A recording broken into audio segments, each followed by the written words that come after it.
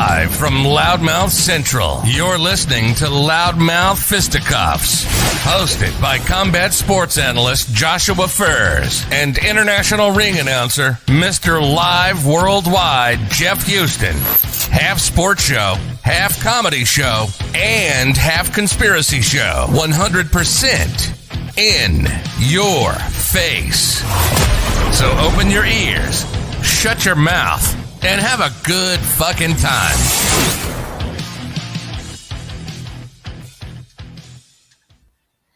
And we're off. Episode 57, Loudmouth Fisticuffs. We're back. It's been a minute.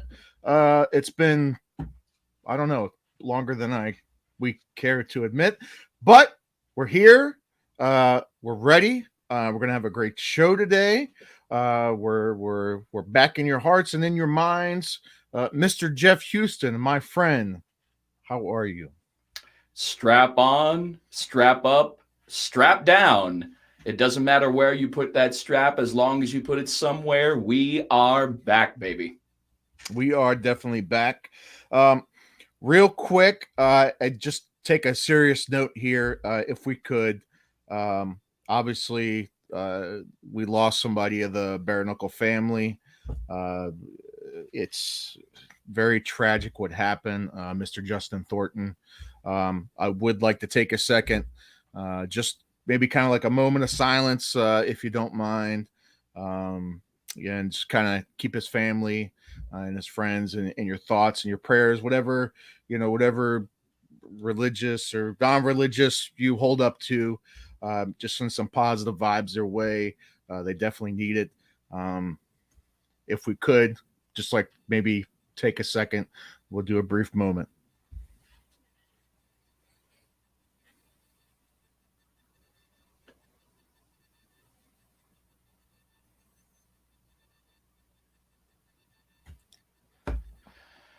All right. So, and that's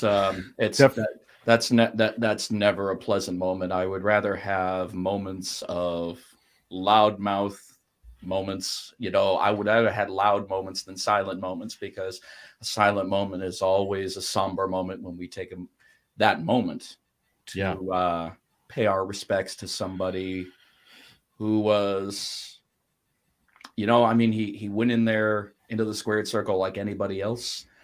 He went in there to fight. He went in there to entertain. Justin Thornton was very excited about the opportunity with Bare Knuckle Fighting Championship, and it was just a very unfortunate, tragic accident. Very, yeah.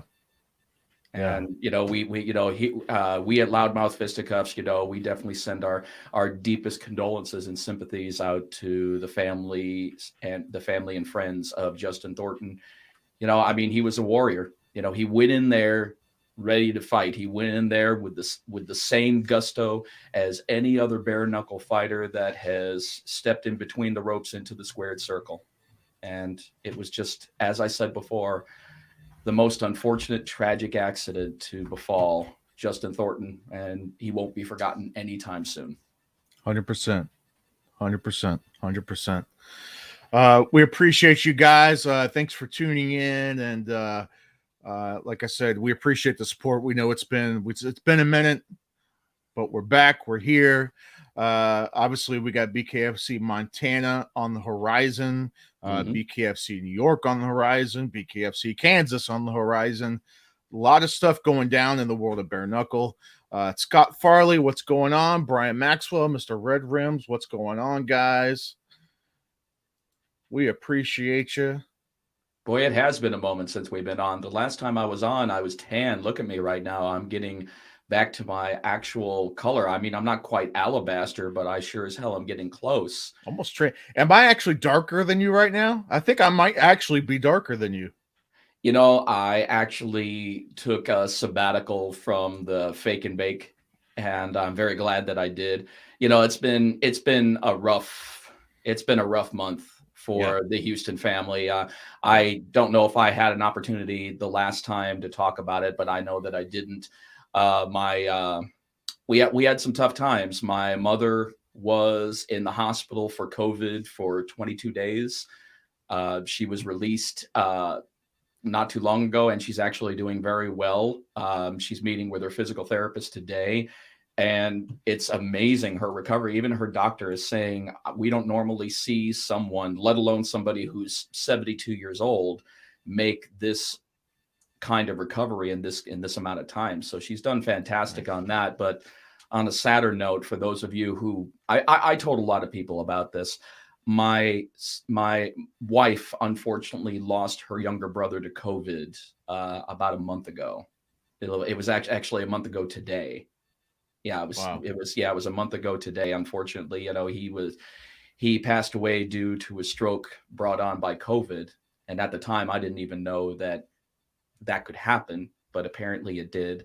And her family, it just been less than 2 years since they had lost. Then her sisters had lost her father-in-law. So her family's gone through a lot over the past 2.5 years. And, we were just being the good, I was being the good husband, I was being the good, son-in-law, helping with damage control with the family, and also taking care of my mother as she makes steps back to a full recovery. So right. Guys, the only reason that's the only reason why there was this sabbatical. I mean, I love doing Loudmouth Fisticuffs. I mean, all jokes aside, I love what I do with Josh. Josh and I, we've created something here with Loudmouth Fisticuffs, and the synergy really works, number one. And number two, it's one of those shows that we're allowed to go off the rails, and it's actually better once we go off the rails. If we stay on the rails, it's not going to come across as the same kind of show. So the fact that we go batshit crazy off the rails is what makes Loudmouth Fisticuffs unique and awesome. I mean, really, we literally talk about whatever the hell we want, and we do have that freedom. Sometimes you guys will tune in and you're going to hear the bare knuckle talk, which obviously Jeff is a huge part of that bare knuckle community. We might talk about MMA. We might talk about our top, what do we talk about? Our top horror movies, our top, I don't know. I don't fucking know. Top Netflix stuff that's out, stuff that's coming out. We might gaggle about politics every once in a blue moon. I know Jeff doesn't like that, but I may find lint on my dick and I decide to talk about that. He's done it before. It's true. Oh, I'm not afraid to do it again. It's true. He sent me text messages. He sent me pictures, and it's not fun. No, because the pictures aren't going to capture the greatness that is. So, there's no point in me. There's no point in me sending pictures. God. What's up, Dan? Dan the man. Dan the lion. What's up, man? Oh, we're so glad to see you guys again. We missed you. We missed you guys. We missed you guys, and I missed this. But of course, as is life, sometimes you have to take a step away and do damage control. But once you get back in the best way, and we are back in Loudmouth Central in the best way, ready to talk about the first ever BKFC Fight Night coming to you this Saturday from Billings, Montana, the Metro Park Arena. I am so stoked. I'm going to tell you, Josh, I get so excited every time that bare knuckle debuts in a new state, because it literally is history in the making. Yeah, no, 100%. And it seems like, coming up this year, there's still talks. Was it not Arizona, but right, Arizona or New Mexico? They talk about Albuquerque, and I know Arizona was on the docket, but that kind of got weird and messed up. But of course, we had the Nebraska, Montana. There's all these things opening up, and it's great. It's Salamanca, New York. That's right. November 6th. We're back in Miami, November 12th.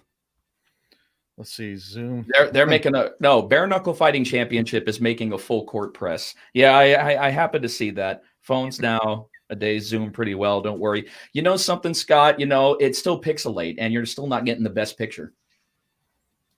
Well, no, that's because you have to take the phone and you have to. Yeah. Well, I mean, I've done it before. It's not going to put me out.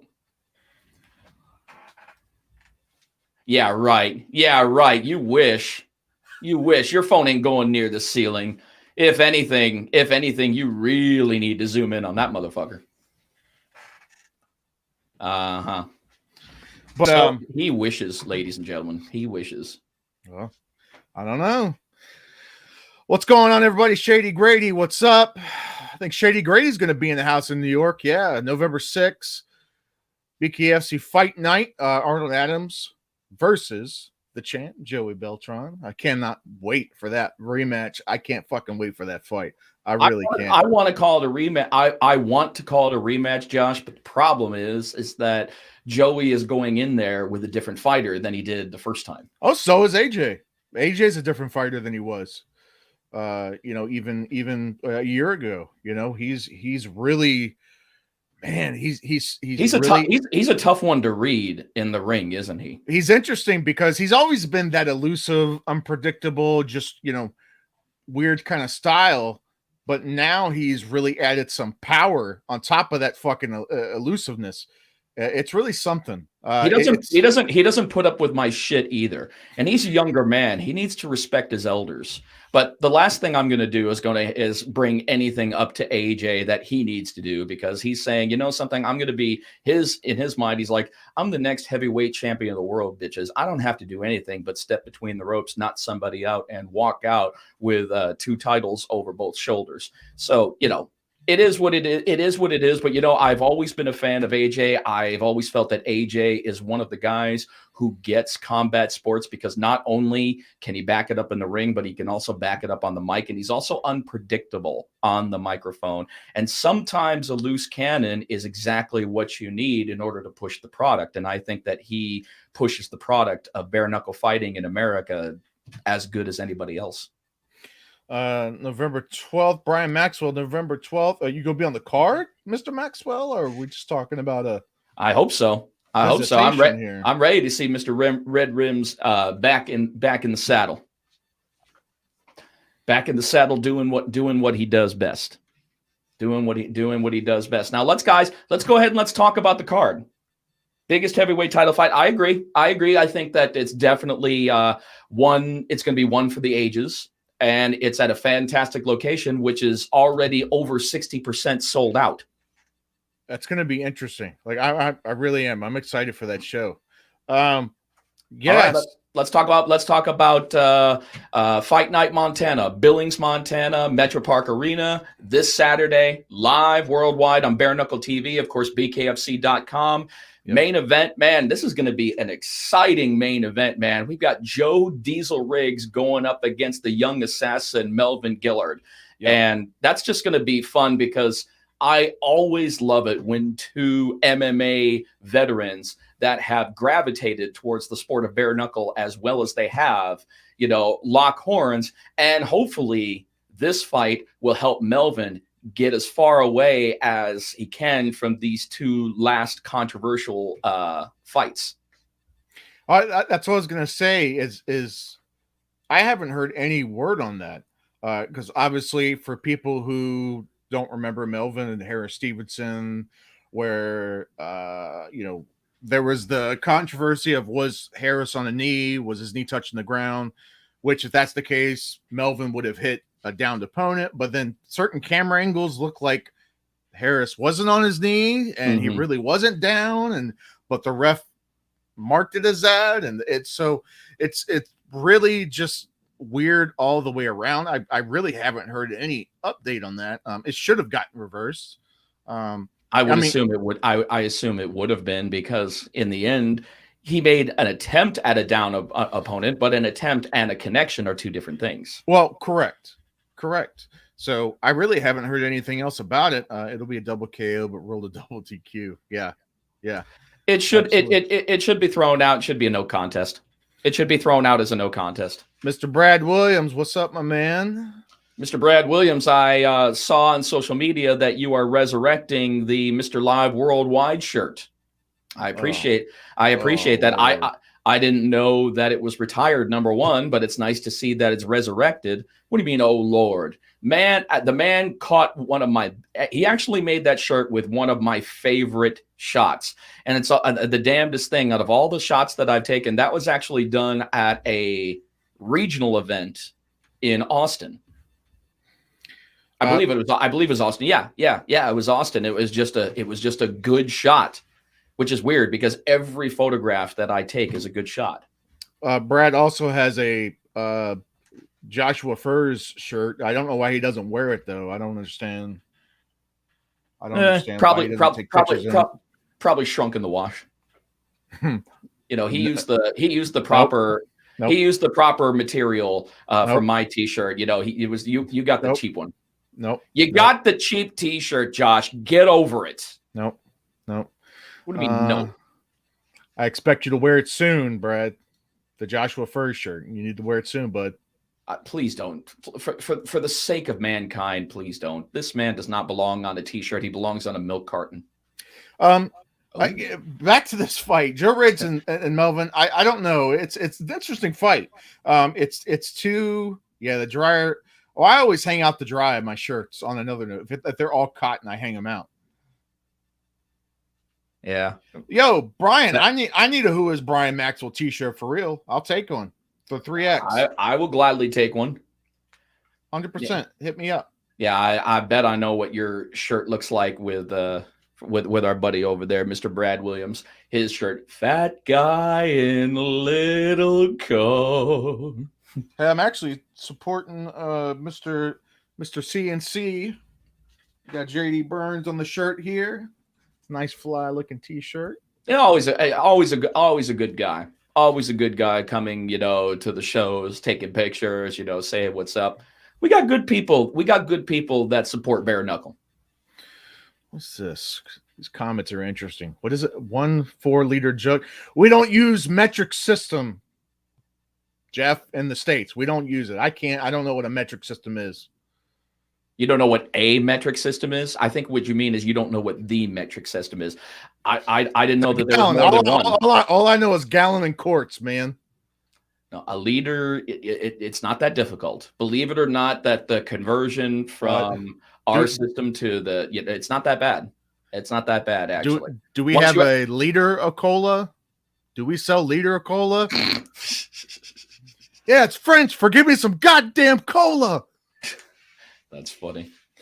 That's funny. But no, it looks to be a competitive. And, Joe Riggs also coming off of a interesting decision, with the inaugural championship.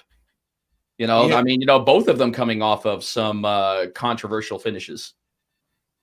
Yeah, with him fighting Hector Lombard, and Hector was grabbing on the shorts.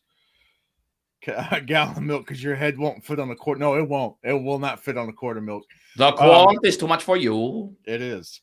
With Hector pulling on the shorts, which never got called, and that whole fucking thing is weird. That was weird. I don't know. I don't know what to make of it. I'm kind of with Dan on this. I wonder who gets DQ'd. I swear it seems like these two and quagmired in controversy. Right. I'm not blaming them. I'm just saying it just seems weird. Every time these two are in a fight, there's something going on. What's going on, El Bandido? El Bandido. Always got our love from our BKFC roster. Me and Bandito need to hook up. Well, I was talking to him. Stop it. You need to rethink your vernacular there, man. Stop it. Fucking pervert. You're the pervert. No, because you were like, we need to hook up. And I saw that. Man. I see that eyebrow lifting, man. There was no twinkle in my eye. First off. Mr. Roofy combined with Astroglide. First off, that's your combo. That's not my combo. No, right? No, sir. My combos include the willing. Mine's duct tape and a banana. It's not. That's not the willing. Nobody goes willing with duct tape. So my combos involve willing, ready, and able. Yours end up getting you on the FBI's 10 most wanted list. That's not true. I'm not on. I can fly. I'm still on the fly list. Sure you are. Let's Drinks see. on Jeff when the show after the show Saturday. Oh yeah. Seriously, all the room temperature soda that you can want. Absolutely. Just make sure you don't say drinks on Scott Burt, because he'll say separate checks, please. Separate checks, please. And so just make sure you name the right person. If Scott decided one day I'm going to be a fighter, his nickname would be Scott. Separate checks, please, Burt. Waitress. Oh. No. He won't even call No. He won't even. It won't even start. It'll start before we even get to the table. As soon as we get there, hello, party of four. Yes. Separate checks, please. That'll happen. That's usually the first thing that he says before we even sit the fuck down. Scott Burt, party of one. Separate checks, please. Let's see. Hector Shorts grab and the Houston hit on the ground were both. Alexander Houston hitting on the ground to West Combs. Yeah, weird fucking call. That you know what? I don't think there's all kinds of crap that's going out about Houston Alexander and such. And the reason why that wasn't a weird call is because that would not have changed the outcome. And you and I have talked about this, and I've talked about this previously. It wouldn't have changed the outcome of the fight. He was already on his way down. It was an unfortunate shot. I mean, that does happen, even to the best professionals, that still fucking happens. So that's why I don't think that was that controversial, because again, it would not have changed the outcome of the fight.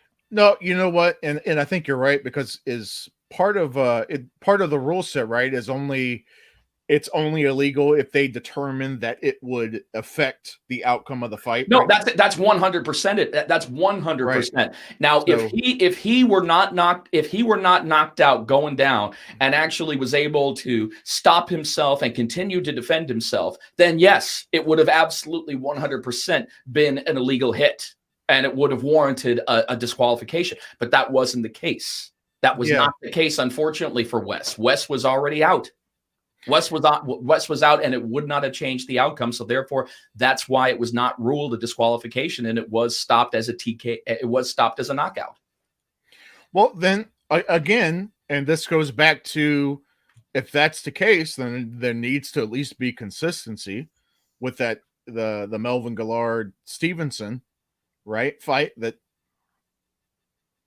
he barely touched him and he actually wasn't down, but yet that got ruled a DQ. This one, the guy was on the ground, hit blatantly on the ground, wasn't ruled a DQ. And I understand, and I agree with it. It wouldn't have changed the outcome of the fight, but it at least have some consistency with it. Exactly, Elvin. Exactly. Like, you have to have consistency. That's right. That's right. I agree. I could not agree more. But what if he kicked him in the head instead of punching him? It wouldn't change the outcome. Well, if he kicked him, if he kicked, you can't compare the two. You can't compare the two, because the first shot that knocked him out was a legal shot. So therefore, you can't compare the two, because if he kicked him in the head, obviously that would be an instant disqualification. But you can't compare the two, Jeff. No, I will say this. I understand what you're saying. Like, illegal is illegal. Like, whether you were driving intentionally 5 miles over the speed limit or not, it's still 5 miles over the speed limit. Like, I understand that. But it was proper. Concept. It was properly discussed, though. See, some people thought that the referee just decided to go with that call. Kerry Hatley was talking directly to the Nebraska commissioner on the apron, and they had discussed that for a good minute to make sure that that was the right call. It wasn't something that the referee just ordained. Kerry is such an amazing referee, and this was his first time doing bare knuckle fighting, and he did a fantastic job for his debut event. He did a fantastic job. So it was discussed at good length with the athletic commission, and they ended up ruling that it would not have changed the outcome. So therefore, it was a legitimate win. Now, is it a little gray area? Well, almost any fight you could find yourself saying a gray area and something like that, because, there are questionable tactics. But here's the thing. These are professionals, and it's so easy for us sitting on the sidelines to say, oh, that's unintentional, that's illegal and everything. Who among us probably wouldn't make the same mistake as a fighter? In fact, we probably, in fact, if we were put in that situation, we'd probably make worse mistakes, and we'd probably repeat those mistakes because we're not fighters. Let me put, hold on. Somebody just sent me the rule set here. If a fighter is knocked down, he will have 10 seconds to return to his feet, or the referee will stop the bout. Fighters are not permitted to hit a down fighter. Striking down fighter results in disqualification, financial penalties. While a fighter is down, the opponent will be instructed to report to a neutral area. Okay. Great. Now, is that the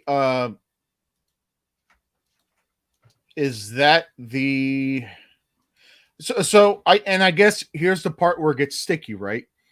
Is bare knuckle, to my knowledge, does bare knuckle, there is no unified rule set, right? Like with the commissions, like can't different commissions interpret maybe things slightly different? Like, so maybe the way a commission or referee acts in Mississippi versus in Florida, it could be like a variation or slightly different. I'm just trying to help me out on that. Well, the rule set does vary from state to state, but the general idea behind hitting a downed opponent is pretty much the same, throughout most states and such. But they do try to enforce at least that aspect of the illegal blows as much as possible. And again, it was discussed at length. I thought it was going to be a disqualification. But right. then when I was talking with Kerry and with the commissioner, they said that it would not have changed the outcome of the fight because the fighter was not able to defend himself. And I'm okay with that. Like I'm okay with that. I guess my issue isn't that. Like I'm okay with that outcome because I happen to agree with it. I'm okay with that outcome. It just needs to be consistent. If you're going to say that about that fight again, broken record, the Melvin Gillard Harris Stevenson fight, you just need to have some kind of, consistency. I'm okay with what happened in the West Combe. I mean, I'm not okay, like it shouldn't have happened, but I'm okay with the idea that it wouldn't have changed anything. No, and I'm okay with that. Well, and you need to be all right with that because that's the way that it was. I mean, they could have stopped it via disqualification, but they didn't. And I don't think that the Nebraska Athletic Commission did anything wrong. I don't believe that anybody did anything wrong. I believe that it was an extenuating set of circumstances. Whether you're right or whether you're in the wrong, it would not have changed the outcome. So therefore, the win stays. And I think that's right. Oh no, I'm with you, Ryan. I think like Melvin. No, you're right, Dan. It is a gray area. I'm not saying that. I'm not trying to move away from the fact that it's a gray area. It should have been reversed. The Melvin call should have been reversed. No, that should have been 100% reversed. Well, I don't know if it is or if it has or if it's in the process. I don't know where we are in the process of having that reversed.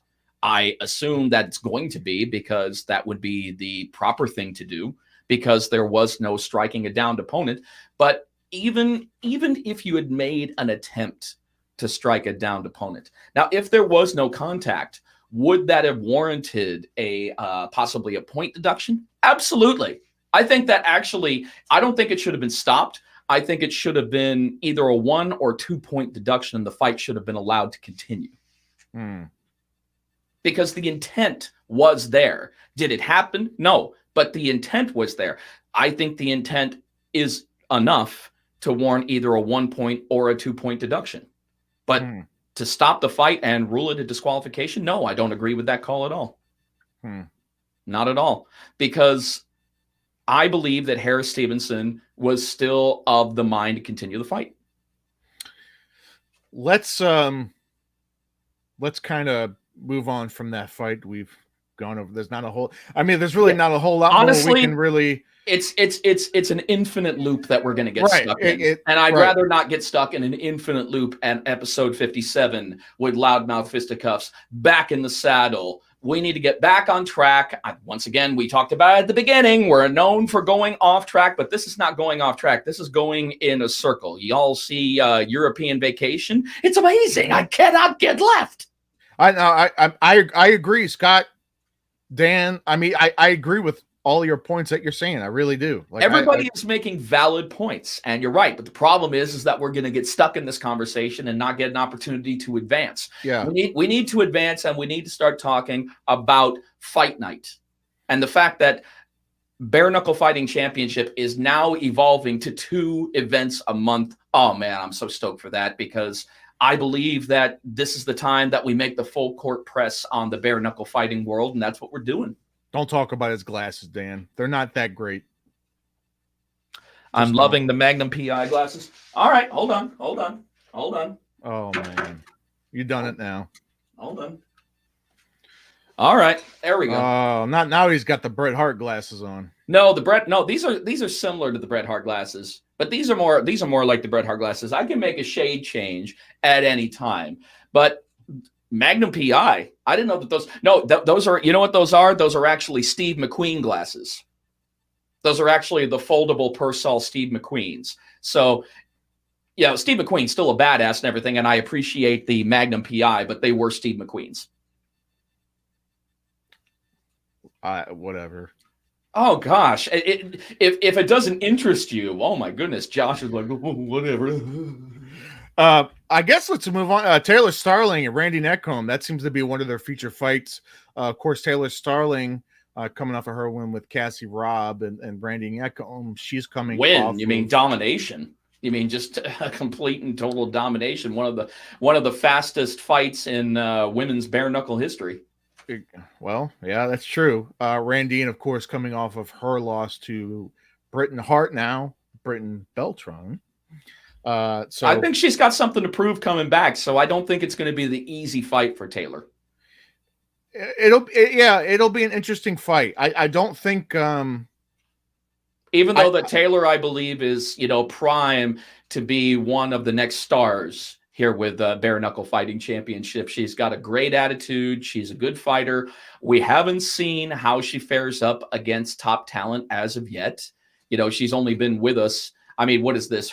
Is this her second or third fight? This will be Taylor's third fight coming up. All right, so this is going to be her third fight. So she hasn't had an opportunity to face the upper echelon. So if she gets by Randine, it's going to be interesting to see who she gets next. Are they going to give her Britain, or is she going to have one more tune-up fight before she gets that opportunity to face the upper echelon of that division? I'm going to say, and I'm not saying who should be in it, but I'm saying we need to get some fucking details. I'm getting aggravated. We need to see this woman title situation, because we were told like 2 or 3 events ago there was going to be this short tournament, and we've heard nothing else about it. So Jeff, I need you to use your, powers that be. Make the phone call. Let's get some info. Oh, I forgot. This is the day and age where I can make a phone call, right? Yeah, easier than I can. Or easier than I can. It's done. You got the inside scoop, man. Inside scoop. I just pick up the microphone and pump up the crowds. You keep thinking that I have this inside, you pump up something, all right. See, there's the pervert again. Once again, the pervert coming out to play. See, ladies and gentlemen, hide your kids, and if this man offers your kids candy, don't even give it a second thought. Get the fuck away from him. Send the text. We need to figure out what's going on, because, all right, Taylor Starling, Randy Neckholm. Send the text. Christine Faria is fighting Calista Salgado. That's going to be interesting. She's making her debut, but she's obviously a decorated boxer. She's been in some championship title fights. She's fought both of the Serrano sisters. I know, and that right there is an uphill battle for anybody. That's going to be the women's division's interesting, but we need to hear something about the title.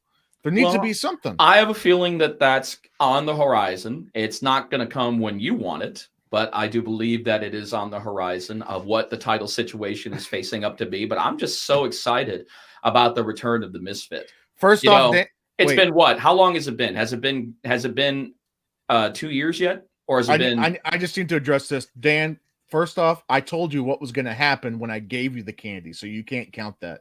I told you what was going to happen. Dan, were you walking like a duck? I told him what was going to literally I handed him the candy bar and I said, "Hey, this is what's going to happen." And he's like, "Yeah, that's fine." So, yeah, I bet he woke up the next morning. He's like, "Ugh, since when does eating candy make my ass hurt?" Hey, listen, I didn't say that. You didn't have to say it. You were the one. That's not what. That's not. I didn't admit anything. I'm just saying. Hey, you were the one administering the booster shot. Hey, no booster shots here. I'm an anti-vaxxer. No booster shots here. Hey. Oh, okay, dumbass. All right. You got. Don't open that can of worms, please. We don't need that here. I don't need that gullibility here. Anyways. The women's title picture, it needs to happen. We were promised. I just want to hear some news. It doesn't have to be a tournament. I just want to hear something. We were told 2 or 3 events ago that it was in the works, and it just kind of fell flat. I need to hear what's going on because you are a nasty motherfucker. Like Dan saying, I mean, there of course there's Britain, of course there's Christine. Christine has to get through Salgado. Of course there's Taylor Starling. She has to get through Randine. Mm-hmm. Of course there's Ostovich now. There's Pro Gonzalez. There's some interesting things happening, and we just need to hear something. We need to hear something. I agree with that some clarity does need to descend upon us as far as the title picture for the women's 125-pound division. This is true. What Mr. Red Rims says: Starling versus Beltran for the number 1 contender spot. Faria versus Rawlings for the title.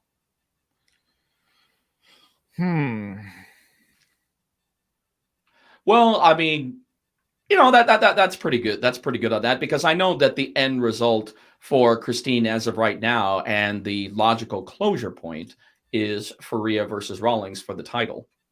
But I don't know if they want to give Beck I'm sure they want to give Beck a tune-up fight before she goes for a title.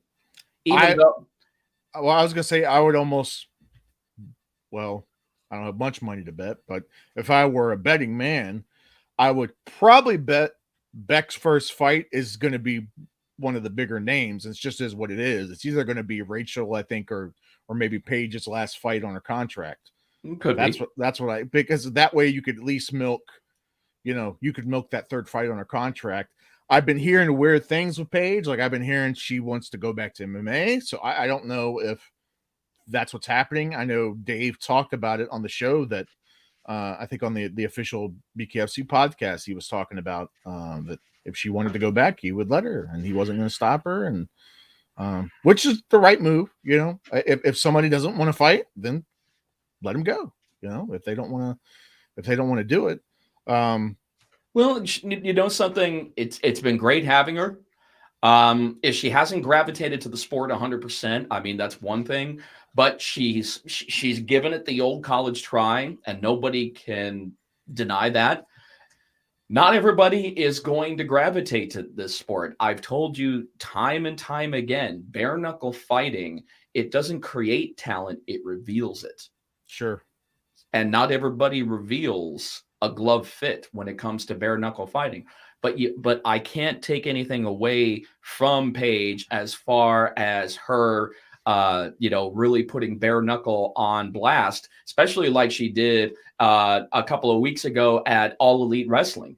She was in the ring proudly wearing a BKFC t-shirt. Right. Right. No, that's free advertising for Bare Knuckle Fighting Championship right there on the world's most popular wrestling show as of right now. Yeah, and that's fair. That's pretty damn cool. So she definitely pushes the product, and she's proud to push the product on top of that. So we absolutely appreciate that. I want to see Paige victorious in a bare knuckle fight. I absolutely do. I've wanted to see it since moment one. It hasn't happened as of yet, but I have a feeling if she decides to walk between the ropes once more, I think that she could be a different fighter. And if not, then, it's been wonderful having her. I'm not going to say that she isn't a welcome addition to Bare Knuckle Fighting Championship, because she is. She's helped us get so much more brand recognition by being involved with Bare Knuckle Fighting Championship. So she's done fantastic. And not everybody is going to be world championship caliber material coming into bare knuckle fighting. You've got to be an interesting person in order to be that caliber of a fighter. Plus, you also really have to kind of naturally gravitate towards bare knuckle fighting in order to do that. I mean, you got to be an AJ Adams. You got to be a Joey Beltran. You got to be a Johnny Bedford. You got to be a Luis Palomino. You've got to be of that mindset to be a world champion in bare knuckle fighting. Right. Yeah. No, yeah. 100%. There's really nothing. Yeah. 100%. You can't argue. There's nothing to argue. There's nothing to argue. Let me go back to, I do want to go back to this. And of course we'll sidebar this. Scott Farley talked about some other weight classes as far as like title situations. Agreed. Like I think 165 is ready for a title. Oh, that's going to be that's going to be a fun division. I think 205 is close. I think 205 is close to needing a title. I mean, there's some. It's you got to build the divisions enough to where it's deep enough to where a title makes sense. Right. As some of them have been introduced a little early, some of them have been introduced just at the right time. It's not always going to come at the right time. Did I just say that? That's not what I meant. I'm sorry. I didn't mean. My apologies. I did not fucking mean that. What did you mean? I was fucking thinking 145. I don't know why I said 205. I'm sorry. 45. Like there's some, I know 45 isn't that deep, but it's getting we're starting to get some people in it. We need some more action, but I know we got 35, 55, 75, 85. Heavyweight 205. So I mean, like it's starting. It's getting there. I think 65 is the biggest next one. I think 65 is going to be the biggest. It makes sense. It certainly makes sense as the roster builds, the title picture builds. Yeah, it makes 100%. Plus, we've also got another return to Bare Knuckle Fighting Championship in the form of one badass guy who I think is going to run right through the 155 division, and that's Mr. Tom Schoaf. Right. I am excited to see Mr. Tom Schoaf come back. There's never a fight that he's involved with that isn't entertaining. The guy knows how to fight. He's the nicest guy outside of the ring. He is a surgeon when he steps in between those ropes. Mr. Tom Schoaf he's a badass. Dude. Really, the definition of class act too. Oh, dude, he is our bare knuckle gentleman. He is our bare knuckle gentleman 100%. He is the epitome. Now that's a guy who needs to have the proper push behind him, because he emulates everything that a bare knuckle fighter should aspire to be. Quentin and Lorenzo for the vacant 205 belt. And of course, Hector Lombard does have the belt, but another weird situation. Hector, I saw he posted a video saying nobody wants to fight him, which that doesn't even make sense, because of course we know Lorenzo has know his name. Yeah, we know Lorenzo his name. Like I don't understand. Lorenzo is the obvious next contender. Right. His record speaks for itself. Right. His record speaks for itself. He is the next contender. I mean, Quentin Henry is up there 100% for sure. But if we're looking at who is due, Lorenzo has been due. He has to be next. Now. He has to be. It just makes sense. It just makes sense that he would be the next person to challenge him. And, he even said, you remember in the ring, he said, that title means nothing. You only have that title because I allowed it to happen. You only have that title because you didn't fight me. That fight needs to be made. Something needs. I mean, what else do you do with Hector at 205? I can't think of anything off the top of my head. I mean, it makes more sense to put them two together and let them dance and figure it out. Let them dance. Let them fight. I think that will be one. I think that is definitely a fight that people will pay to see. I still believe that I've told you this before, Josh. I'm still wondering who is going to be the first ever bare knuckle superstar. Who's going to be the one that breaks beyond? Who's going to one that breaks beyond the squared circle? Who's the one who's going to get TV deals? Who's the one who's going to get movie deals, commercial deals? Who's going to be the one that goes outside the squared circle and finds stardom? I definitely believe that Lorenzo Hunt is one of those types of people. And if we visit the recently formed Bare Knuckle Rankings Committee, selfless plug. Let's look at the 205. There it is, right there. It is right there. We have. I mean, it's. Now let me ask you something. Does Bare Knuckle Fighting Championship recognize these rankings? So, they did talk about it. They've talked about it a couple different times on their show. I don't know how to answer that. They've talked about them. I don't know the word recognize. I don't know. Yeah, I know. Yeah, that because I don't want to say like. You know something, Dan? It's the damnedest thing. I totally would see him doing that. I know that that's very random, you saying that, but I could totally see Lorenzo Hunt being part of an A-Team reboot. I ain't getting on no plane, Hannibal. Oh no! He doesn't. He doesn't have to do a spot on of Mr. T. Yes, officially unofficial. Mr. Dan Stevens. He's also on the officially unofficial. He's on the Bare Knuckle Rankings Committee. Okay. As well, we have a pretty good crew. Hey, scroll to the middle right there. Yeah, right. No, right there. Yeah. Let's see. Men's lightweight. Tom's number 4 on that. Okay. Mike Richmond number 2. I'm just looking. Francesco Ricci is the number 1. Is considered number 1 behind Thiago. Really? 100%. Huh. I want to see more of Keemon Evans. That's the one guy that I'm missing. I'm missing him, man. I mean, he made statements coming into bare knuckle fighting. I believe that he's another one that is going to be this talent that's just going to grow with the more fights that he gets the opportunity for. Keemon Evans, man. I want to see more of him. I definitely want to see more of him. Francesco, he's right now. I mean, he's 3-0. He's 2-0 at 75. 1-0 at. No, he's a good. He's a fantastic fighter. He is a fantastic, and he's a convincing fighter. He's a convincing fighter inside the squared circle. Although, and it's tough. Yeah, well, I think I've actually talked to Jeff. So, I mean, really, the stipulations off of this, just so everybody is kind of aware too. You have to fight within a year. So if you're not fighting, and whether that's, regardless of the reason, whether it's injury related or you just can't get a fight, nobody wants to sign to fight you. If you don't fight within 365 days, we remove you from the rankings.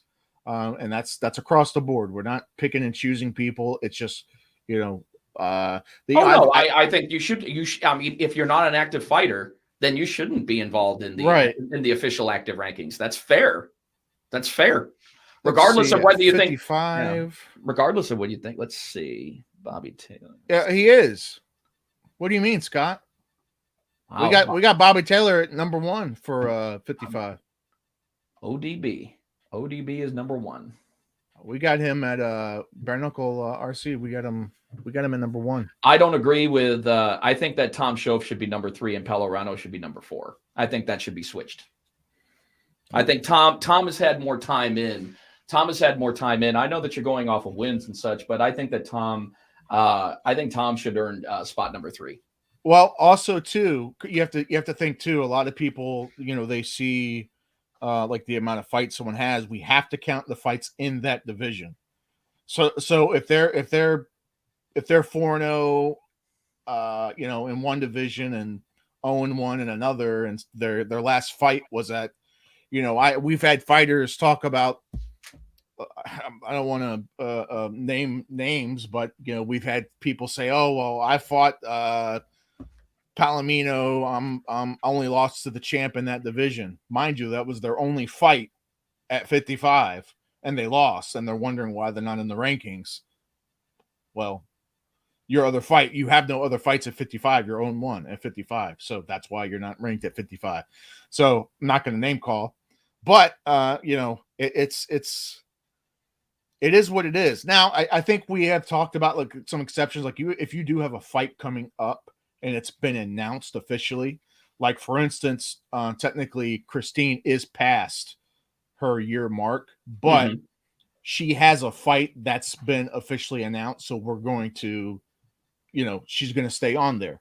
And that's for anybody else too. So if we figured if long as you have a fight announced before that cutoff, then we'll go ahead and let that, kind of slide, because that part, it is what it is. But all right, let's not get too far off topic, because no, of course not. I just wanted to I just wanted to bring up 205.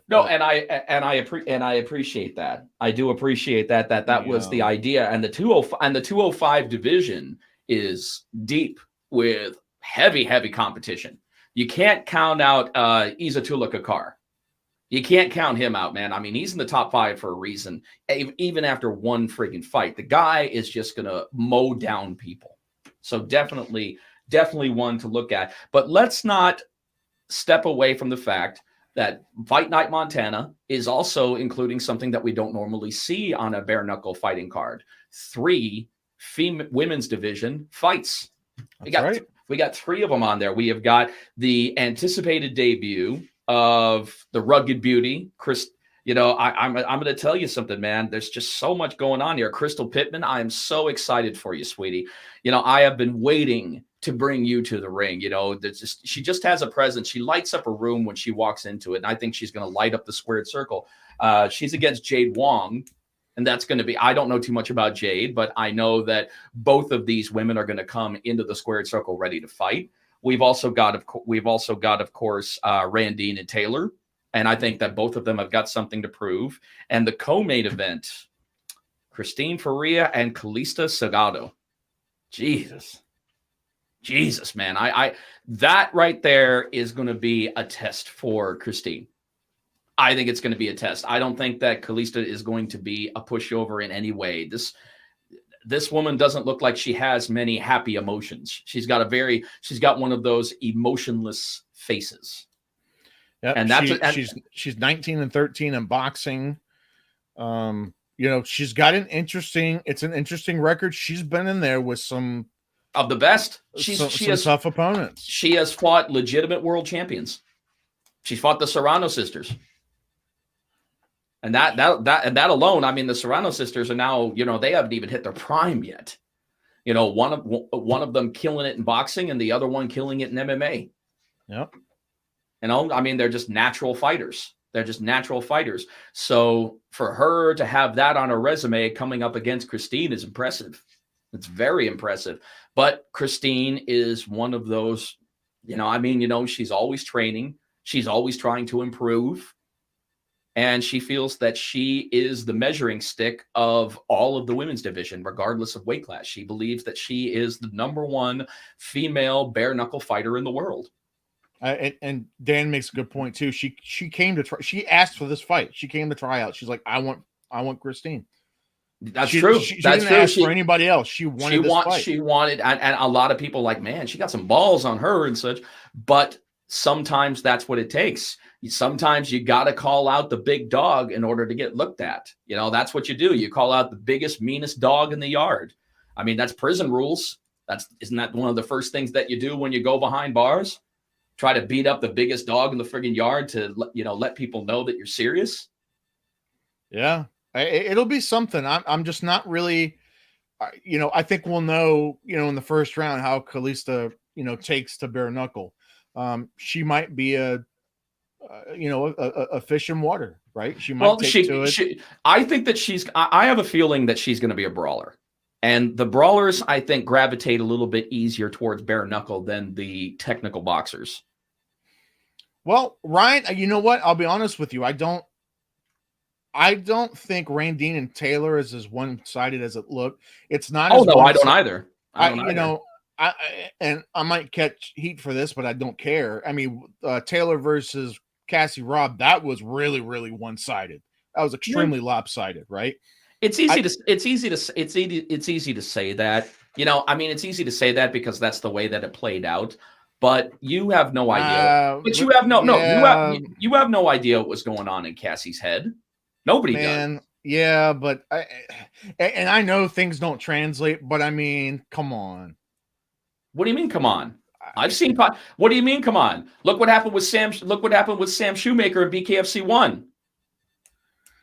Okay, I understood. I understand 18 seconds, one punch. He ends up taking down a former Bellator heavyweight title contender. I mean, come on, you can't put it that way, because the way that I see it, sometimes it's that that uncertainty that ends up becoming a fighter's defeat before they even get into the ring. Sometimes that can happen. It's that uncertainty of what they have to expect when they step foot into the squared circle. It's so easy to call a fast knockout a mismatch, but that's not always the case. It's not always the case. There are times to where I believe in that situation, Taylor Starling was ready. She was beyond ready. She has this next level confidence that she's applying to her craft, and that sometimes is enough to defeat your opponent. And I just don't think that Cassie Robb was expecting that kind of barrage that soon out, and that's what happened. So I don't necessarily agree with 100% mismatch. There she is. There's the rugged beauty. Hello, beautiful. How you doing, Crystal? The rugged beauty. You're talking to her. Oh, sorry. I thought you were talking to me for a second. I wouldn't call you beautiful if I were paid to do it. Ooh, that's embarrassing. I wouldn't call you beautiful if my dick were on fire. Yeah. You ever been like across, I don't know, like you're in like a mall or like a restaurant or something, you swear someone's looking right at you and they're like this and you wave, and really it's somebody like right behind you, and then you're kind of like, ugh. Yeah. That has never happened to you. That has never happened to you because you just blend to a crowd. I, on the other hand, stand out. See, she can't wait to see me. You know what? I can't wait to see you too. It's going to be funny because I will actually be there and you will not. BKFC Montana will be a good show. I can't wait. So it'll be nice to see you too. Can't wait. Well, you won't be there, but I will. I will. Don't be jealous, Jeff. It's not a question of jealous. It's a question of being physically there, as opposed to you sitting on your butt at home eating bonbons and watching BKFC.com. First off, don't talk shit about bonbons. That's rule number one. Considering from those triple chins you got in place, I think I shouldn't talk about those bonbons. So I don't have a triple chin. Thank you very much. You got more chins than a Chinese phone book. That is not true. I don't know what that means, but that is not true. Yeah, well, Not true. See, my Mr. Live Worldwide. Recognize, raise the roof if you got one. Mr. Live Worldwide. We're definitely looking forward to it. It's going to be a great card. I mean, once again, broken record.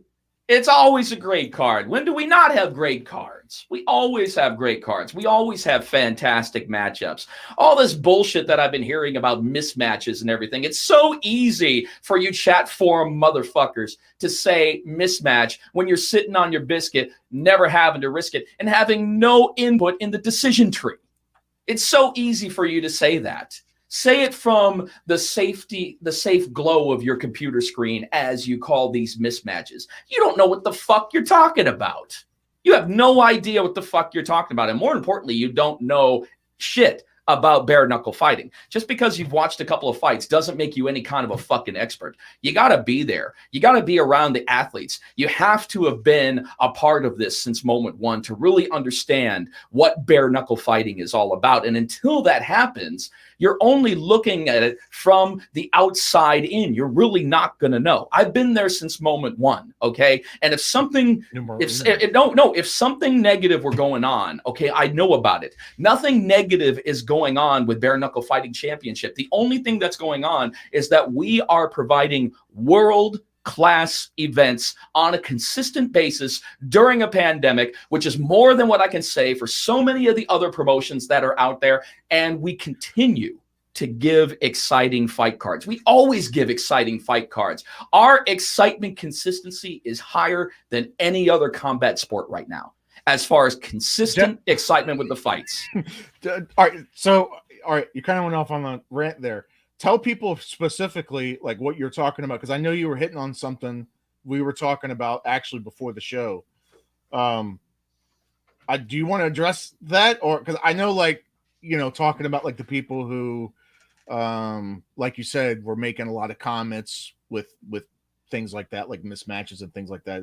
You want to address? Well, it's so easy. It's so easy. It's so easy for you to, I'm going to say it just very briefly because, the unfortunate situation that we're in as of right now with Justin Thornton, there are so many people out there that are looking for a smoking gun that doesn't exist.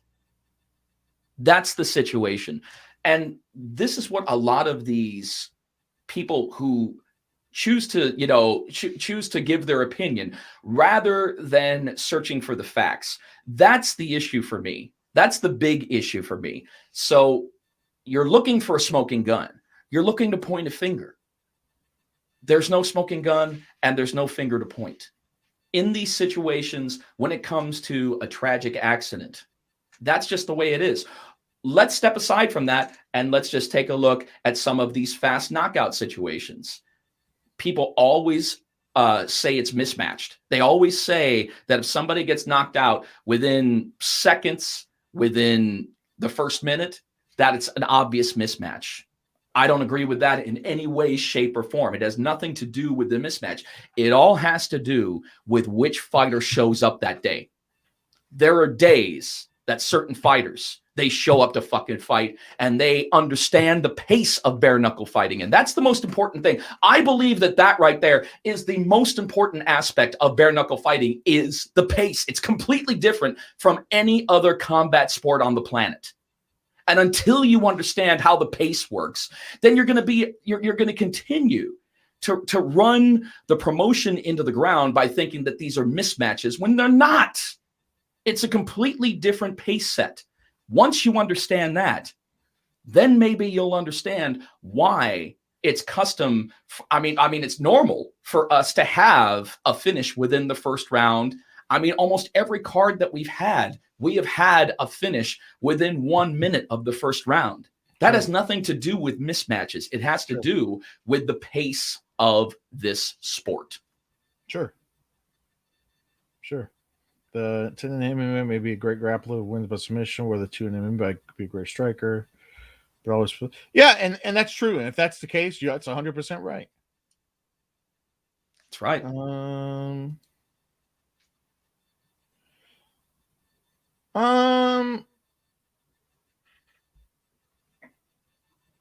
I don't know about that. I guess it just depends on the card, Ryan. I've seen cards of both, but there's a bunch of knockouts. It just depends on the card. That's right.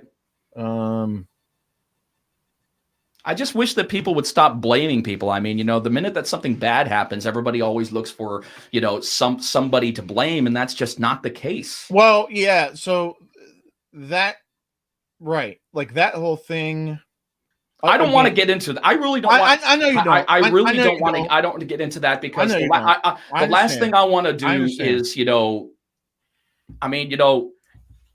it's just not something that needs to be talked about at any great length. Sure. Because it was unfortunate and the whole thing was extremely tragic. Yes, it was. Our hearts go out to his family and his friends. They will every day.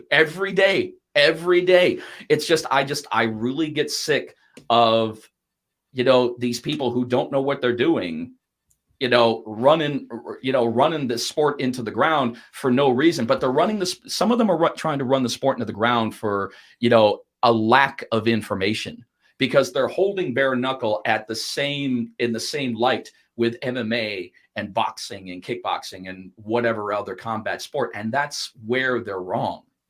You can't hold it in the same light because it's a completely different mindset. It's a completely different skill set, and it's a completely different rule set. Of course. I will defend bare knuckle fighting every day of the week and twice on Sunday because it is exciting. Statistically, it is safer, and from a fan standpoint, it is more exciting than any other combat sport on planet Earth because of the pace, of the feverish pace that it drives. Because that's what fight fans want to see. They want to see that feverish fight pace. They want fights to kind of finish the way that they did back in the day when Mike Tyson was just mowing down the competition. And we've talked about this before, Josh. Mike Tyson was one of the only fighters that I knew of that people would pay $50 back in the 80s for a pay-per-view to see Mike Tyson kill somebody in the first round. Now, if the fight was built up, he'd kill somebody in the first round, the fight fans were happy because that's what they knew Mike was there to do. If it was any other boxer that finished the fight in the first round, the fight fans would have been completely and totally pissed off. They would have said, "Oh my God, I can't believe this is done in the first round. I want my fucking money back. Unbelievable. I'm boycotting boxing," if it had happened in the first round. But they knew Mike Tyson's style. So when he finished someone in the first round, everybody was happy because that's what was expected of him. That similar pace is put to the test here in bare knuckle fighting. And I think that's what it kind of brings back. It brings back that I want to see someone get murdered literally in the first, I want to see someone get taken down in the first friggin' round, which we constantly see. Sure. Yeah, I understand. I understand. Like, fair points all around. I guess if we could. So one of the other fights I'm really excited to see, and you talked about him earlier for 155 pounds, Mr. Tom Shoaf. Do we? Oh God. Modern. Oh God. My poor choice in hats. My poor choice in hats. You're talking about Scott. The last time I remember, Scott, I remember you were trying to. On one of the Loudmouth fisticuffs that you apparently hijacked, you decided to wear a poor man's Kangol hat that day. Of course, you went to the secondhand store. Honestly, I think that song Raspberry Beret, I think that was actually dedicated to you, because the second chorus line is that the kind you find in a secondhand store. He was singing about you, Scott Burke. I don't even know what song you're talking about. Prince, Raspberry Beret. I know a party like it's 1999. Oh, God. What the fuck do I even talk to you? Tom Shoaf, Mr. John, modern day John L. Sullivan himself. Tom Shoaf versus Josh Wright. It's always fun to see Tom in the ring. And let's see. Always. Josh Wright. Let's look up. Always. Obviously, he's making his debut here. Let's look up Josh Wright's record here. I agree with you on Jeff. I know you said that a little while back, but a mismatch in MMA is not equal to a mismatch in bare knuckle.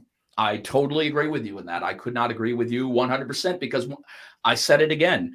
This sport does not create talent. It reveals it. So somebody who may have been upside down in MMA may find their calling in bare knuckle. So that's why I don't look at these as mismatches. I look at these as opportunities for fighters to find their niche. And a lot of them have found their niche in bare knuckle fighting. So that's why I never look at it as a mismatch, because you don't know. You just don't know. Just because somebody is upside down in another combat sport doesn't mean that they're not going to kill it here. Josh Wright in pro MMA, he's 6-3. He's a local guy out of Montana. He's coming off of a round one finish in his last fight. So obviously, I'm looking at his wins here. Every win but one has been from a finish. So he's definitely no stranger to his hands. I agree with you, Scott. I agree. I believe Tom Shoaf would be an excellent representative on Team USA when it comes to bare knuckle. I believe that he's as American as apple pie. I mean, he was the first person to really rock the bare knuckle mustache with bare knuckle fighting championship. So I totally agree with that. That's a very astute statement. Yeah, that neither one of those bets would ever happen. Tom's not shaving the stash. Jeff's not shaving his head. I wouldn't make that bet on my best day because my hair is more important than you, Dan. Yeah, that would. I don't think Tom would either. I don't think Tom would bet. Nope. His stash. No, sir. I wouldn't make that bet ever. I'm smart. He claims he gets mustache powers. He actually gets powers from his mustache. He has made that claim several times. Hey, if it works, it works. Because I believe he was talking about like he did shave one of the fights, and he lost that fight. Right? Am I making that up, or am I? I remember something like that happened. I don't recall. I always remember Tom with a mustache. He did shave it. He shaved it during a period. I don't know. I don't remember. For something that drastic to happen, you figured that I would remember it, but I don't. It might not have been for a bare knuckle fight, maybe because I know he was kind of yeah. He's always had a mustache with a bare knuckle since day one. And he did. I'm gonna have to text Tom. Some people can rock it. Some people can't. He's one of the very few to where if he loses it, he's just doing himself a discredit, and he's only harming himself by doing it. If I tried to rock the same mustache Tom has, I would feel like people would think I'm trying to hand out candy out of a van. If I tried to rock the mustache. I certainly agree with that. I believe that you're the kind of person who would spike the flavor aid with a little cyanide. Like, you know how some people can get away, and this is like in hospitality, like restaurants, and usually women can get away with this. And some guys, you're the cheap ass. The cheap ass. I'm not the cheap ass. You're the one who buys the bargain basement shoes and the bargain basement clothing. I've never been to the Salvation Army a day in my life. I have class. But listen, so you know how some people can get away with like certain like, oh, hey, sweetheart, hey, honey, and it doesn't come off weird or creepy or like I'm hitting on somebody.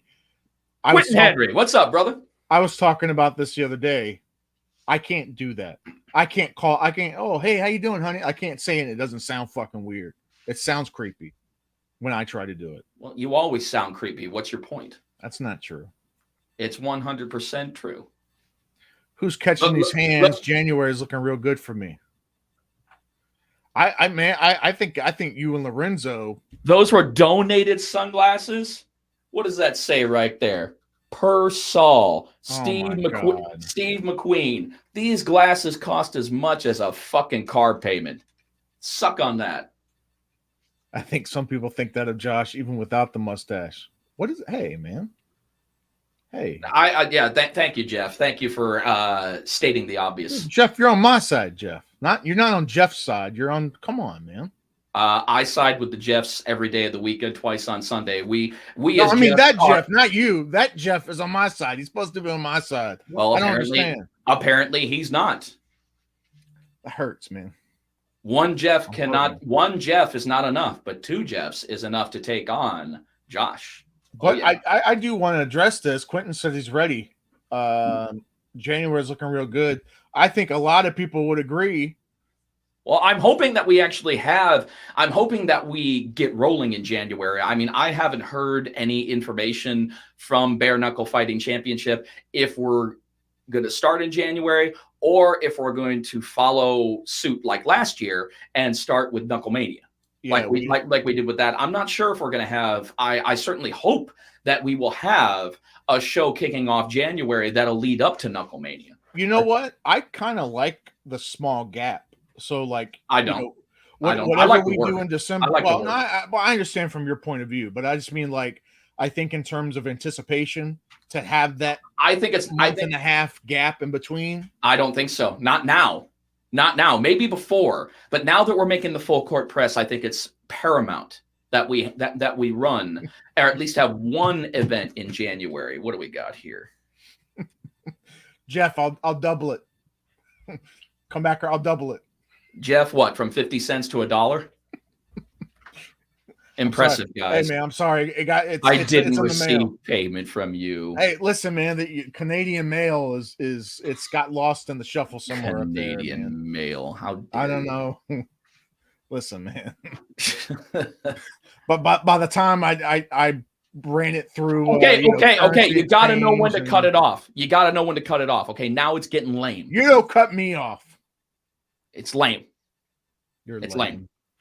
The last thing I will ever be is lame. Okay, I am rocking a 1990s hat like it's 2021. That's right. Give him the password to your OnlyFans. I might do that. I'll do that in exchange. Oh my god. Talk about needing a barf bucket. Ugh. I mean, shit, I'll fight this weekend.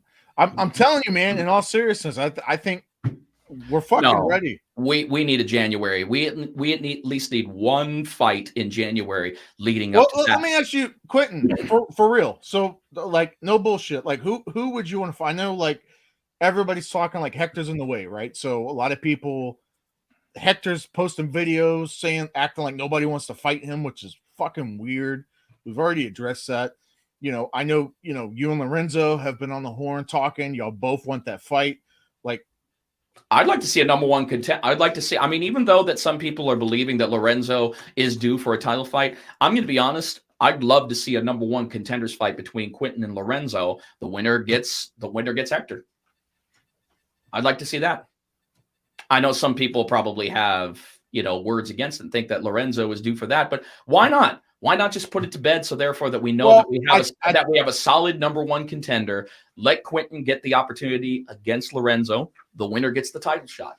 I think for the sake of staying active, because for whatever reason, again, I don't know. I'm not going to speak for Hector. I don't know what's going on, but for the sake of staying active, if Hector's not going to fight Lorenzo or Quentin, or if he's waiting for some, I agree, Jeff, name or something like it. It seems like Hector is just waiting for some other name, like a UFC legend or something. That seems to be what he's waiting for. I mean, it could. You don't know. It could be. He doesn't want that. He's only fighting for a belt, he says. The fight will end up being the title fight. Hey, DJ Tony, how you doing, brother? DJ Tony in the house, man. Yeah, Quentin Lorenzo, Knucklemania 2. No, I think that'd be pretty good. He doesn't want that fight. There needs to be some clear-cut answers from the boss man about this, because it just seems really weird. Hector saying like, "Oh, nobody wants to fight me," but obviously that's not true. Like, we know so much. It's hard to get clear. Excuse me. It's hard to get clear-cut answers in the midst of a pandemic, because everything fucking changes. Yeah, everything changes still. I mean, once again, I know that doesn't sound. I'm not making excuses. Okay, this is a different time. It's a different era. The way that everything's going right now. I mean, plans change, unfortunately. As it's all dependent on how we move forward in the world amidst this pandemic. And I think that we're doing real good. We're doing really good right now. Yeah, but you know what? Like, there have been several guys who have fought multiple times since COVID hit. So, like, I don't know if I want to. I'm not going to buy like, well, it's because the pandemic. Like, several guys have fought multiple times. Okay, multiple times. So I just don't buy that right now. Okay. Like, Hector is not fighting because he doesn't want to. Finally, you don't agree with me. I mean, I've been waiting for that shit. I mean, I don't need a sycophantic yes man. I need a man who I don't need a man, but I need someone to. Yeah, I can't set you up for that, because look at you, turn your head like a fucking pug.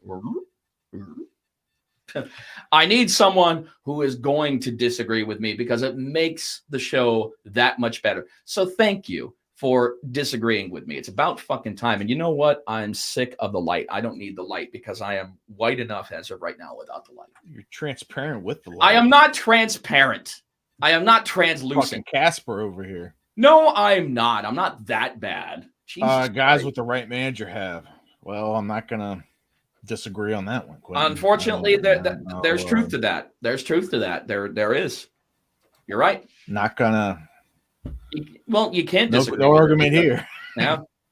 That's a big part of the fight game. That's a big part of the fight game. If you have the right manager who makes the right moves and knows the right people, absolutely.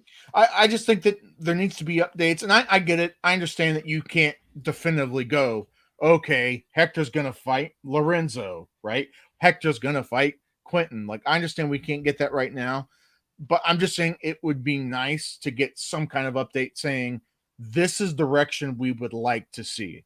We think so-and-so is next in line.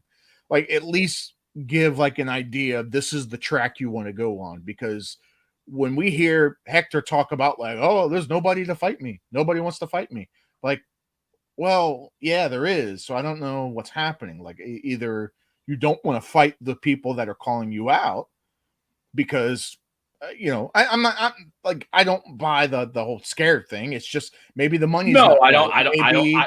Maybe he's holding out to fight, like I said, a bigger name, like one of these other UFC guys to come across. Something is not in alignment. Something is not in alignment to make that happen. There's a piece missing from that puzzle to make it whole. Once that piece finally finds its way to completion, then we'll see hopefully something remotely resembling that fight. But, I don't want to talk too much about this because I also want to talk about the upcoming schedule for Bare Knuckle Fighting Championship, which is looking awesome as of right now. I mean, of course, this Saturday, we are live worldwide. BKFC Fight Night, Montana, Billings, Montana, Metro Park Arena. Next up is going to be October 23rd back in Wichita at the Hartman Arena, which has an awesome fucking main event. We got the caveman, Dave Rickles, going up against Mr. I Want to Bang. Oh man, let me bang, bro. Oh my good Lord, that is going to be crazy, man. I can't wait to see Julian Lane and Dave Rickles, lock horns. That is going to be an awesome fight. And then after that, of course, our New York debut, November 6th, Salamanca, New York, at the what is it? The how do you pronounce the name of that casino? Is it Allegheny? Allegheny? Allegheny. Allegheny. At the Allegheny casino. Yeah. And I'll be at that for sure. You said you're going to drive up for that one. Yeah, that's close enough to drive. Yeah, you said that was close enough to drive. We're going to see, AJ, the Beaumoyer Boogeyman Adams, make an attempt to regain the BKFC World Heavyweight Championship against our longest tenured, not the longest tenured champion. No, that would actually be Johnny Bedford, who would have been our longest tenured champion, but our multiple time defending world heavyweight champion, Joey Beltran. That's going to be fun. And then, of course, we move along 6 days later to BKFC 22. We finally return to the numbered events. We're actually having 3 fight nights in a row, which is really exciting. So November 12th, we're in Miami. And as of right now, December 4th, I do believe we're going to be in New Mexico. I believe we're going to Albuquerque for BKFC 23. Which should be the Chad Mendez debut. Should be the Chad Mendez debut. Yes, sir. Yes, sir. Yes, sir. Scott Rickles versus Lane. I don't think it's been officially announced, but if I had to guess, 175. I would think so. Because Rickles' last fight was 75, and I think Lane, that's where he likes 175. It's probably home for him. He's fought at 65. He's fought at 85. I think 75 is a good weight for Lane. So if I had to guess, 175.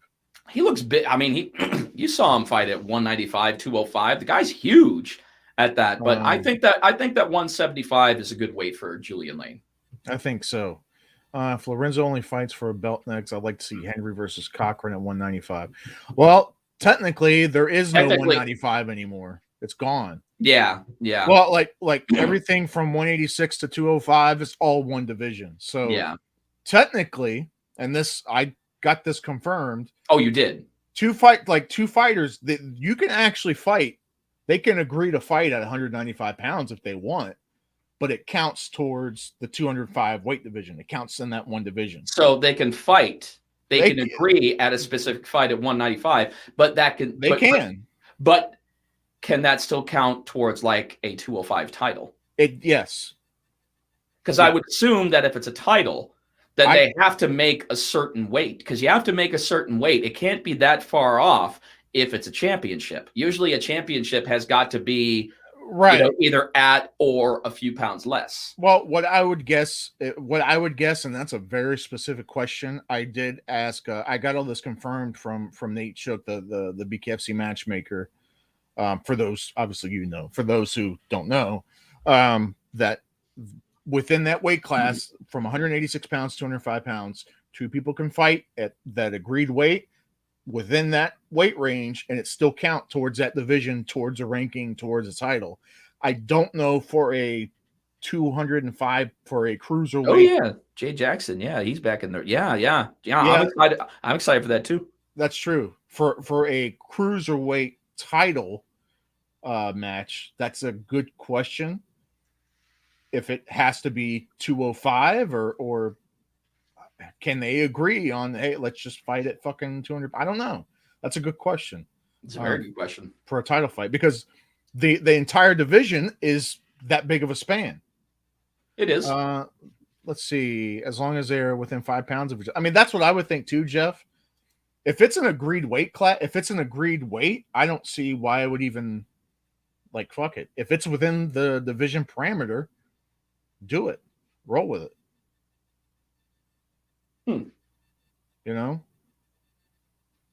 I agree with that. It just brings up a lot of questions when you have that kind of a gap between divisions. 186 to 205. I mean, that's a hell of a gap. I don't like it, but who gives a shit what I like? Yeah, I've never given a shit. I know. Nobody does, really, And that's the way it should be. But it is a huge weight gap. It's a huge gap. It is what it is. It is what it is. Scott, who else is making noise at 75? I mean, 75 is an interesting weight class as well. Let me pull up what we have here. He says that the Gazette has 195. That's correct. Scott still has a 195 rank. Well, still has a 195 division. Yes. Correct. Yeah. So I guess as long as it still falls within, right? I guess if 2 guys technically came in and weighed 195 pounds, it could, in theory, still be within the cruiserweight division and then still have the Police Gazette belts on the line. I guess that is a possibility, right, Scott? I mean, I guess that's. I'm looking forward to seeing Zion coming back too. I think that young man has got a lot still to prove, a lot still to do. Well, yeah, what Scott's saying, 75. I mean, there's, like I said, there's Francesco, there's Mike Richmond. Jesus Christ, the way he put away Dakota Cochran. How the fuck do you not give that guy a huge? I mean, seriously, I'm still in shock with that. Those body shots that Richmond was laying in, any regular bare knuckle fighter would have, been taken down. But just seeing the heart and the determination of Dakota to fight through that it was incredible. Well, I don't know how people, of course you will, Zion. I can't wait, brother. How the fuck do you not? People who don't know how fucking tough Dakota is. And it was on display. It was on display for the world to see against Mike Richmond. For that was Mike Richmond did to him. Oof. The way he did it. Oof. It was brutal. I don't know. In bare knuckle, there aren't too many more in terms of impressive. That was fucking impressive. But also think about like this, Josh, which is I still think is actually amazing. We've only had, I think, one other event that we've had a finish for every fight. I think that we've only had one other event in bare knuckle history to where every fight was finished and none went to decision. But what was amazing about that, and we had outs in Omaha, we just had the most brutal knockouts. We had just terrible, terrible, brutal knockouts. And it was the cleanest that the squared circle has ever been at the finish of the night. I couldn't believe it. Right. I couldn't believe it. Usually our mat looks like a crime scene because, bare knuckle is known to kind of, really exacerbate those lacerations. But duh, I mean, if you're not gloved up, I mean, you're stating the obvious. But it was the cleanest I'd ever seen the mat. I was amazed for every fight to be finished, and our mat didn't look like a crime scene. I I was blown away. Yeah, 100%. And yes, hearing it here first, Gazette to implement 206 to 225 division, and then a super heavyweight too at 265. Oh, I believe that we'll probably have that one day when that division gets. Are you saying like 265 plus, Scott? Yeah, super heavyweight. Okay. Yeah, it says right there, 265 plus. Yeah. Super, yeah. I believe that once that division gets a little deeper, that we'll be able to introduce a super heavyweight. I don't know if we will, because now you're talking about guys. If somebody's fighting at 265, you're talking about a guy who probably normally walks around anywhere from 320 to 350, if not higher. So I think that's interesting, man. I think a higher weight class like that.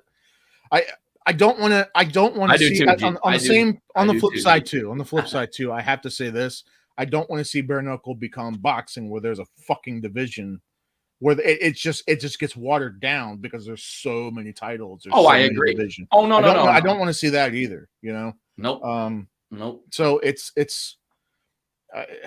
I don't mind a super heavyweight because I think there are some guys who are they're not going boy side and they're not going to make heavyweight. They're not going to make heavyweight. They're going to fight at super heavyweight because that's just how they're built. Burns. I think Burns would be a good spot for that. Oh, you know, Josh is walking around. Josh cut weight to make this fight at to make 260. He was like 262, 264. He was just right on the threshold. My man can eat ribs and cheeseburgers and not have to worry about it. I know. Man, oh man, what a knockout that was over Sam Shoemaker. I was that was 19 seconds. 19 seconds, 1 second ahead of Sam Shoemaker's first knockout win over. Yeah. Concerned with weight cuts, overly dry brains getting damages. Yeah, that's right. A lot of great comments today, guys. So we really appreciate it. A lot of dry brains. I mean, dry brains, and not only that. I mean, I have actually seen weight cuts to where muscle fibers have gotten so dry that they actually break off into the bloodstream. That can kill you. That can easily kill you. When you're not giving your body the water that it needs, you're literally putting all of your vital organs. They're working overtime in a way that they never should. They're working crazy overtime to keep you fucking vertical. And especially what you're putting, the excess that you're putting on your kidneys, you end up getting renal failure. That's no fucking joke. I see that happen all the fucking time with fighters where they're constantly on the cusp of renal failure. No fight is worth that. No fight is worth that. I don't know if a lot of people, small fact, there's been one women's fight at 115 with the straw weight. Yeah, we've had a straw. Yeah. Sheena and was it Delaney Savage? It was Delaney Owen. It was Delaney Owen. Yeah, it was Delaney Owen at 115. Yeah, 115. So there's one 115 pound bout, and then the fight with Peralta and Maia was a catch weight at 120. Yeah, it was. But we don't like announcing catch weights. No, I'm just saying. Yeah. I just happen to remember it off the top of my head. I remember that fight was a weird fight. It was a 120 pound catch weight. So, Jason Fish last week. It was. Well, he lost like 20 some odd pounds in like less than 2 days. Yeah, you know what? I wasn't crazy about Jason Fish fighting at 205. I wasn't crazy about that. Yeah, that was rough. I think I liked him better at heavyweight. He had more energy. I know he's not power. He's not the tallest guy in the world, but dude. I mean, fucking thick. He's a thick dude. He's a queen bed with legs. That's an interesting. I like that. All right. He's a queen bed with legs. He is. All right, Josh, I think that this is probably a good time to go ahead and tap out for episode number 57. We've had a good cap. We've had a good talk about what's coming up for Bare Knuckle. BKFC Fight Night, Montana, this Saturday, Metro Park Arena, Billings, Montana, live on BKFC.com. Everybody that's joining us here is either at the show or watching the show. So just if you haven't already subscribed and you're not a BKFC subscriber, shout out to Mr. Dean Toole and over there with Game Bread Fighting Championships that went down this past weekend. Looked like a good show. So definite shout outs to them on that. But lots of stuff coming up for BKFC, guys. So make sure that you stay in the loop. Make sure that you check out bkfc.com and all of Bare Knuckle Fighting Championships social media handles. There's so much going on, and I think 2022. We're doing such good things in 2021, but 2022, I think that's going to be the year that we just get that much crazier.